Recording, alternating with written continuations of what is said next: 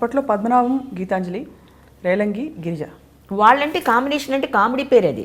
But నేను comedy పేరు comedy పేరు కాదు కానీ అలా హీరోయిన్గా ఎస్టాబ్లిష్ అయ్యి బుద్ధి లేకుండా కామెడీ అలా అయిపోయింది. ఇప్పుడు నన్ను కమెడియన్ అంటే మటుకు నేను ఒప్పుకోను. నేను అసలు ఏం కామెడీ చేశాను, ఏ సినిమాలు చేశాను చెప్పండి. నేను ఆయన పక్కన యాక్ట్ చేస్తున్నాను. ఒక కమెడియన్ పక్కన యాక్ట్ చేస్తే ఆయన మంచి పేరు దొరికింది, గీతాంజలిని లాక్కున్నాను నన్ను. అప్పుడు పద్మనాభం గారు కూడా మిమ్మల్ని చూసి మనసుపడ్డారంట, నిజమా? ఏమో ఉంటే ఉండొచ్చండి, ఎందుకంటే చాలా సినిమాలు చేశాను కదా, ఆవిడకి ఈయనకి కనెక్షన్ ఉంటుందేమో అంటారు. అంటారు తప్పు ఏంటి, తప్పేం లేదు, అది సహజం కదా. సహజం అండి అది.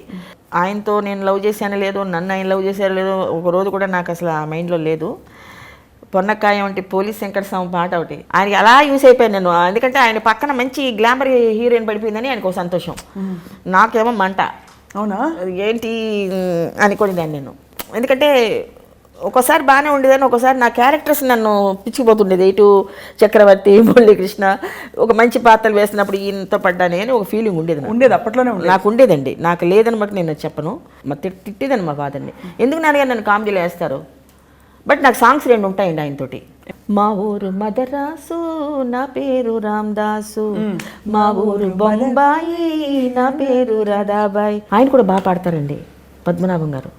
నన్ను కూడా పాడమన్నారు, నేను పాడినాను. ఎందుకంటే అప్పుడు పాట మీద ఇంట్రెస్ట్ లేదు. ఇప్పుడు నాకు పాట పాడమంటే ఎవరన్నా పాడించుకుంటే మంచి పాట. పరవశించి పాడనా నేనే, పరవశించి పాడనా